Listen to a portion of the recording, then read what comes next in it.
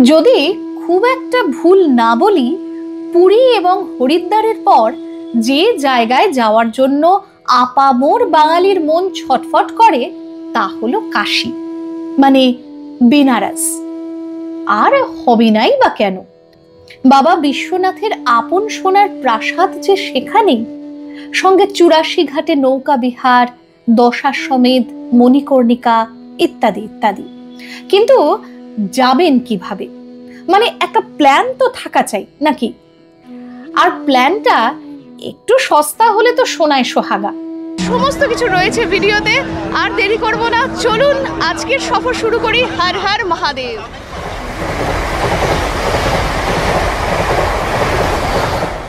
হাওড়া থেকে বারাণসী যাওয়ার তো ট্রেনের অভাব নেই, কিন্তু বিশেষ করে দুটো ট্রেন আমার খুব পছন্দের, কারণ এরাই আপনাকে সন্ধে ৮টায় ছেড়ে পরের দিন সকাল ৯টা-১০টার মধ্যে বারাণসী জংশন পৌঁছে দেবে। খুব সুন্দর টাইমিং। এদিকে স্লিপারের ভাড়াও 450-র মধ্যে। বারাণসীর সেন্টার যদি বলতে হয় তবে গদোলিয়া চক। দশাশ্বমেধ ঘাট, মূল মন্দির, ভালো হোটেল, রেস্টুরেন্ট, শপিং সবই গদোলিয়ার সামনেই পড়ে।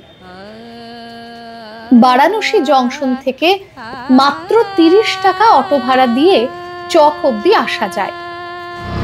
আমরা রয়েছি গদুলিয়া চকে, আর বলে রাখি ওই যে দেখতে পাচ্ছেন চৌরাস্তার মোড়, আর আমরা রয়েছি হোটেল শাহুতে।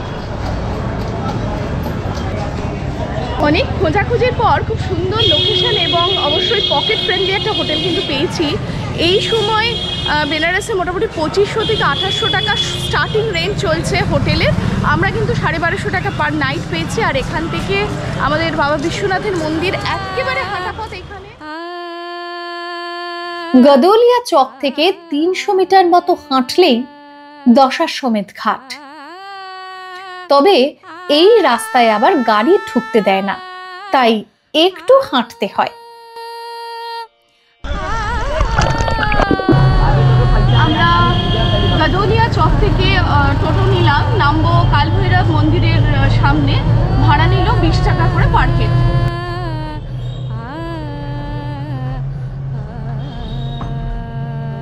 অটো যেখানে আমাদের নামালো, এই রাস্তাটা হচ্ছে ভৈরবনাথ চৌরাস্তা, লোকালরা বলে ভৈরবনাথ চৌরাস্তা, আর ওই যে কাল ভৈরবের মন্দির।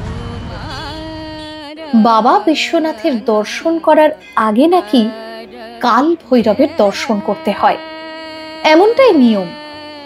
আর কাল ভৈরবকে, তিনি হলেন বেনারসের কোতোয়াল, মানে দারোগা। মন্দিরের বাহ্যিক সৌন্দর্য বিশাল কিছু না হলেও কাল ভৈরবের মাহাত্ম্য অনেক। আশীর্বাদ স্বরূপ পেলাম ভাঙের মালা। সুন্দর করে পুজো হবে ভাবতেও পারিনি। স্পেশাল যে লাইটটা আছে না, আমি জানি না কেন হঠাৎ করে আমাকে ডেকে একদম ঠাকুরের সামনে নিয়ে যেয়ে এই মালা পরিয়ে দিয়েছিল, ভাঙ পাতার মালা। খুব শান্তি করে আমরা পুজো করেছি। এবার বাবা বিশ্বনাথ দর্শনের পালা।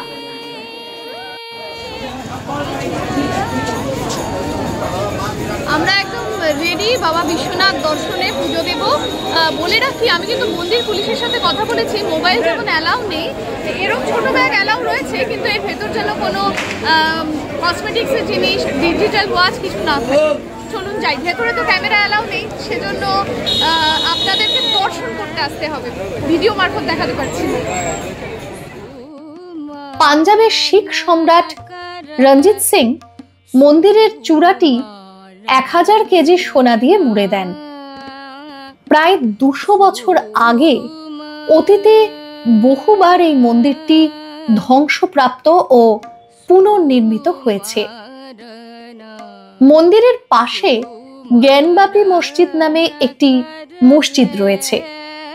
আদি মন্দিরটি এই মসজিদের জায়গাতেই অবস্থিত ছিল। বর্তমান মন্দিরটি ১৭৮০ সালে ইন্দোরের মহারানী অহল্যাবাই হোলকার তৈরি করে দেন। এই 2 নম্বর গেটের ঠিক সামনেই মা অন্নপূর্ণার মন্দির। ভেতরে রয়েছে মায়ের সোনার বিগ্রহ।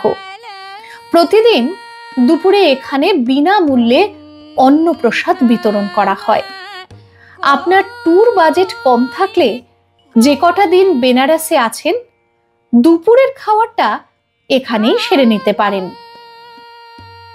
বাবা বিশ্বনাথ মন্দিরের খুব কাছেই আরো এক তাৎপর্যপূর্ণ মন্দির আছে, মা বিশালাক্ষীর মন্দির, যা 51 সতীপীঠের এক পীঠ।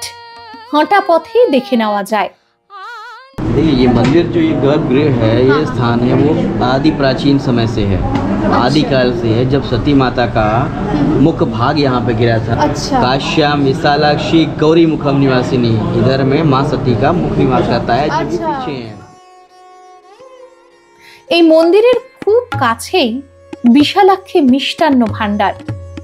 এখানকার রাবড়ি লাসি সত্যিই অপূর্ব। মিষ্টি আর টকের এত সুন্দর একটা ব্যালেন্স, তার মধ্যে এই যে মালাই, দারুণ লাগছে।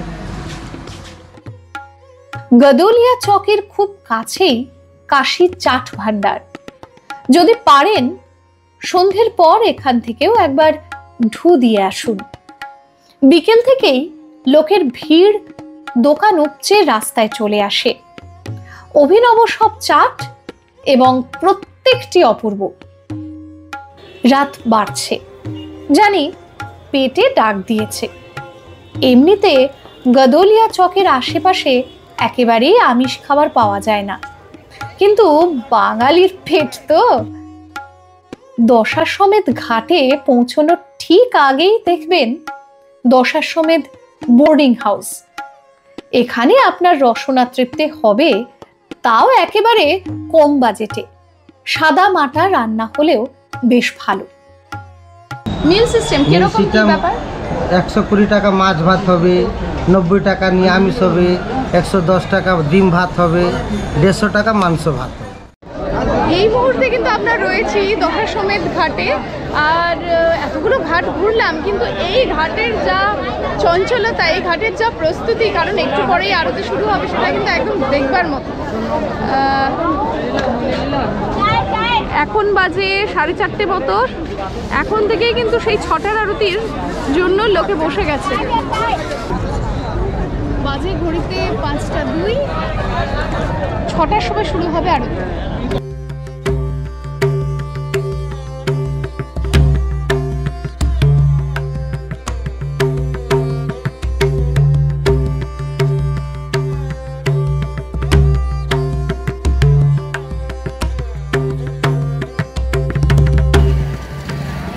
আজ বেনারসের দ্বিতীয় দিন।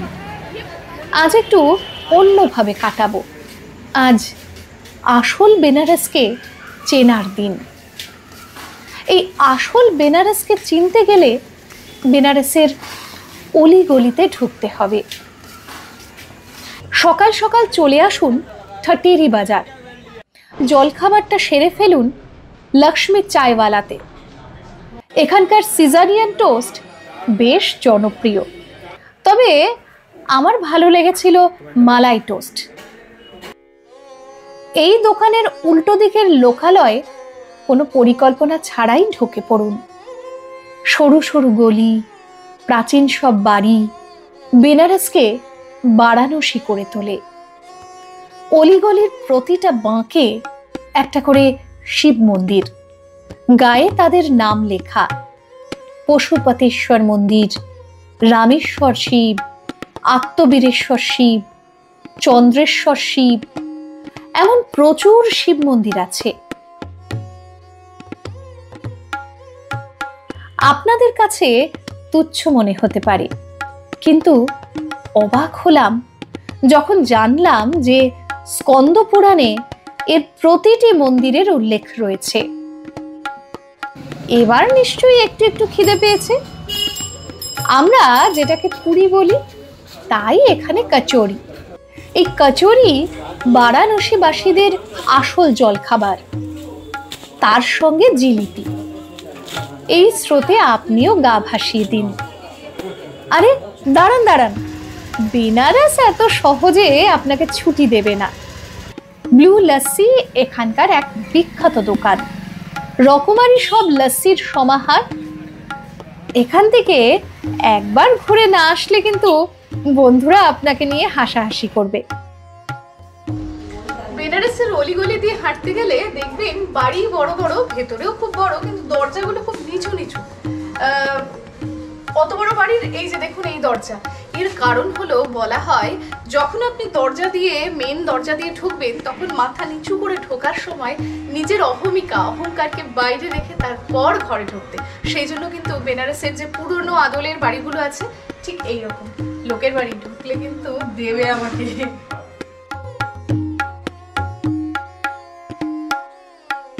দশাশ্বমেধ ঘাটের পাশেই মান মন্দির ঘাট। এখানেই আছে মান মন্দির, বা সোজা কথায় যন্তর মন্তর। প্রায় 300 বছর আগের কথা। জ্যোতির্বিজ্ঞানে বিশেষ আগ্রহী রাজস্থানের মহারাজা জয়সিংহ এরকম মোট 5টি যন্তর মন্তর বানিয়েছিলেন। দিল্লির যন্তর মন্তর তো আপনি দেখেছেন, এটিও তেমনই একটি।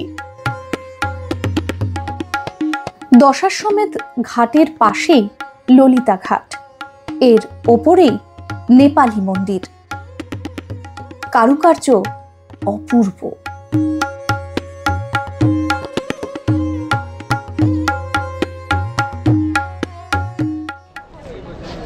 আমরা এখন রয়েছি রাজেন্দ্র প্রসাদ ঘাটে, আর আমাদের হোটেল থেকে কিন্তু এই ঘাট একেবারে হাঁটা দূরত্ব। আর ঘাট মোটামুটি সাজতে শুরু করে দিয়েছে, এখন বাজে বিকেল 3:30। আর ওই নিচে নেমে হাঁটতে হাঁটতে এক ঘাট থেকে আরেক ঘাট যাওয়া, এটারও একটা আলাদা ব্যাপার রয়েছে। বেনারস ঘুরতে এসে নৌকা বিহার করবো না হতে পারে? একজনকে পেয়েছি। नाम क्या है भैया आपका? नाम लखन नाम है। अच्छा लखन जी, आप बोट घुमाते हो ना? शेयरिंग में कितना घाट होता है? शेयरिंग में 40 घाट घुमाता है, 125 रुपये अटका है, 125। अच्छा। और प्राइवेट जाएंगे 1500 से 2000 रुपये करीब पड़ता है। अच्छा, कितना घाट घुमाएंगे? उसमें भी 40 घाट घुमाता है। 40 घाट हाँ, घुमाएंगे? उसमें 40। और 80 घाट जाएंगे तो आपको 2500 रुपये पड़ेगा। हाँ, और नमो घाट जाएंगे तो आपका 3000 रुपये पड़ेगा। 3000 रुपये पड़ेगा। दरदाम किंतु बांछनीय। নৌকা সামলানোর সঙ্গে সঙ্গে মাঝি ভাই প্রত্যেক ঘাটের সামনে দিয়ে যাওয়ার সময় তাদের সঙ্গে পরিচয় করিয়ে দিলেন। শহরে 84টি ঘাট রয়েছে। বেশিরভাগ ঘাট স্নান ও পুজো অনুষ্ঠানের ঘাট। অন্যদিকে মণিকর্ণিকা এবং হরিশ্চন্দ্র, এই দুটি ঘাট একচেটিয়াভাবে শ্মশান হিসেবে ব্যবহৃত হয়। এখানে অনেক ঘাট যেমন পৌরাণিক কাহিনীর সাথে জড়িত, অনেক ঘাট ব্যক্তিগত মালিকানাধীন। দূরে মণিকর্ণিকায় তখন মুক্তির আগুন আরো স্পষ্ট হচ্ছে। নৌকা যখন তীরের কাছাকাছি, দশাশ্বমেধে তখন আরতি শুরু হয়ে গেছে।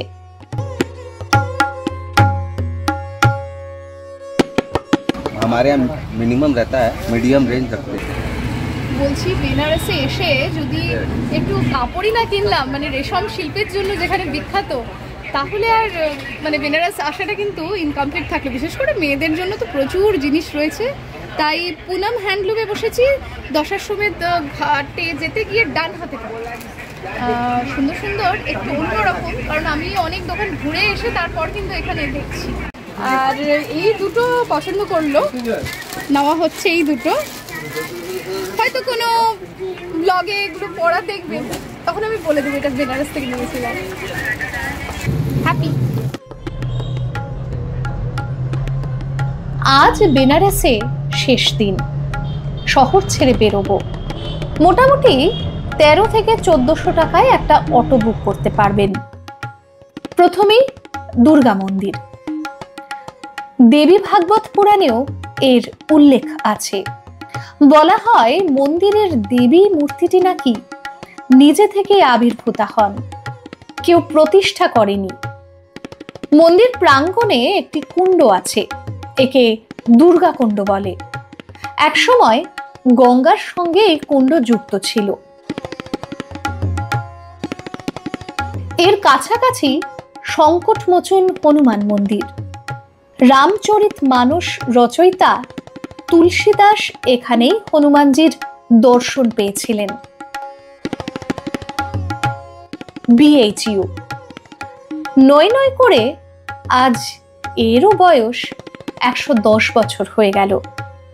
এখানকার মিউজিয়াম ও নবনির্মিত বিশ্বনাথ মন্দির পর্যটকদের কাছে বড় আকর্ষণ। এবার গঙ্গা পার হব।